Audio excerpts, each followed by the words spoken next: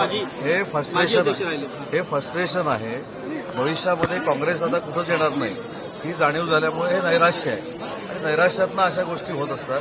परंतु नानासाहेब पटोले हे सिनियर आहेत, ते विधानसभेचे अध्यक्ष होते आणि त्यांच्याकडनंच नियमबाह्य वर्तन होणं हे कितपत योग्य आहे याचं आत्मचिंतन त्यांनीच केलं पाहिजे. सामंतसाहेब, काल राष्ट्रीय कार्यकारिणीच्या बैठकीत शिशिर शिंदेचं एक वक्तव्य होतं ते फार चर्चेत आलं. त्यांनी कुठेतरी भाजप आणि राष्ट्रवादी यांच्यामुळे कुठेतरी गळचेपी होत असल्याची भावना व्यक्त केली मराठी भाषेच्या संदर्भात अनुमोदन देताना. पूर्ण राष्ट्रीय कार्यकारिणीचं शूटिंग माझ्याकडे आहे. कुठेही भाजपमुळं आणि राष्ट्रवादी काँग्रेस पार्टीमुळं आमची गळचेपी होते असं शिशिर शिंदे कुठेही कुठच्याही भाषणामध्ये बोललेले नाही.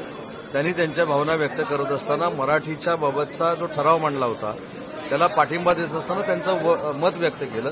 त्याच्यामध्ये कुठेही भारतीय जनता पार्टी आणि राष्ट्रवादी काँग्रेस पार्टी, अजितदादा गट याचा उल्लेख देखील नव्हता.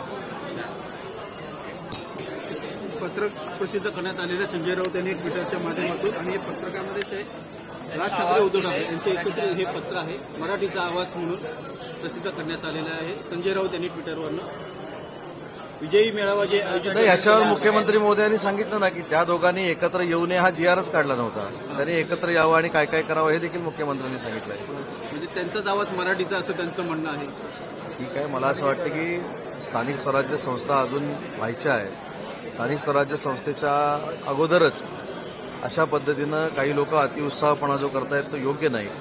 पहिली गोष्ट, महानगरपालिकेला त्यांची युती होऊ दे, मग त्याच्यावर बोलणं योग्य ठरेल ना.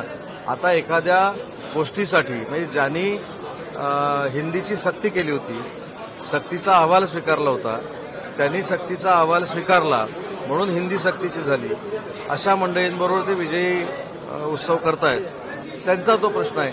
त्याच्यामुळे एकच प्रश्न की या मेळाव्यामधनं, या विजयी उत्सवातनं ते युबीटीच्या पक्षप्रमुखांना असा प्रश्न विचारतील की तुम्ही जर हा सक्तीचा अहवाल स्वीकारलाच नसता तर अशा पद्धतीचा मोर्चाची देखील आवश्यकता भासली नसती. आवाज हा मराठीचा आवाज महापालिकेचा आहे, राजकारणाचा आहे. मी अनेकदा असं सांगितलं की महानगरपालिकेला सामोरं जात असताना मराठी माणसाला उत्तर द्यावं लागेल की हिंदीची सक्तीचा अहवाल तुम्ही का स्वीकारला.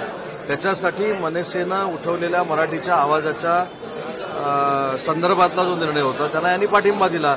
7 तारखेचा मोर्चा रद्द केला कारण माणसं गोळा होणार नाही त्यांना खात्री झाली. मग आता काय करायचं तर मनसेबरोबर मोर्चा काढायचा आणि मनसेबरोबर मोर्चा काढून दुसऱ्या दिवशी सांगायचं की मनसेची गर्दी नव्हती, सगळी आमचीच होती. आता परवाचं बघा ना, परवा मोर्चा झाल्यानंतर काय तो विजयी महोत्सव काय उत्सव झाल्यानंतर, मेळावा झाल्यानंतर दुसऱ्या दिवशी हीच पत्रकार परिषद होणार आहे की युबीटीचीच गर्दी ही जास्त होती.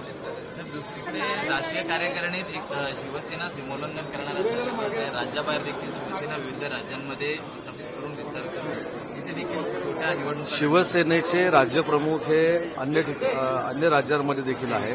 काही राज्यांमध्ये आमचे आमदार देखील आहेत. त्याच्यामुळे एकनाथ शिंदे साहेबांचं नेतृत्व हे आता देशपातळीवरचं नेतृत्व आहे. म्हणून तिथे काही लोकांनी त्यांच्या पदाबद्दल देखील भावना व्यक्त केल्या होत्या. परंतु त्याचे सगळे अधिकार आम्ही एकनाथ शिंदे साहेबांना दिलेले आहेत. आमच्या भावना त्या ठिकाणी व्यक्त केल्या आहेत. परंतु देशाच्या पातळीवर शिवसेना आता वाढण्यासाठी सज्ज झाली. एकनाथ शिंदे साहेबांच्या नेतृत्वाखाली हा संदेश कालच्या राष्ट्रीय कार्यकारिणीतनं आम्ही दिलेला आहे. राष्ट्रीय कार्यकारिणीची पुढची बैठक ही दिल्लीत होण्यासंदर्भातचे संकेत नाही, यामध्ये आनंदराव अडसूळ जे शिवसेनेचे नेते आहेत त्यांनी मागणी केली की आपण देशपातळीवर काम करतो. त्याच्यामुळे दिल्लीमध्ये ही जर कार्यकारिणीची बैठक झाली तर अजून एक त्याला वलय निर्माण होईल आणि ती साहेबांनी मान्य केली. नारायण राणेंनी एक ट्विट केलेलं आहे, त्यामध्ये त्यांनी असं उल्लेख केला की उद्धव ठाकरे असतील किंवा एकनाथ शिंदे असतील त्यांना त्रास दिलेला आहे, छळलेला आहे,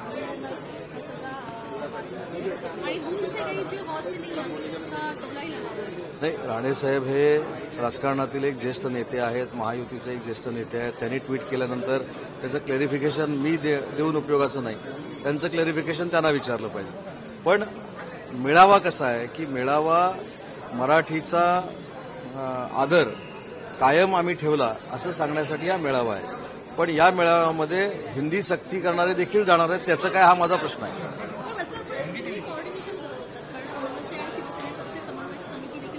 नाही, मुद्दा असा आहे की आधी पहिली गोष्ट की मी नक्की त्यांच्याकडे गेलेलो होतो, भविष्यामध्ये देखील जाईल. परंतु हे दोघं मंडळी एकत्र आल्यानंतर महानगरपालिकेची युती झाली आणि युतीमुळे हा मेळावा आहे असं मला वाटत नाही.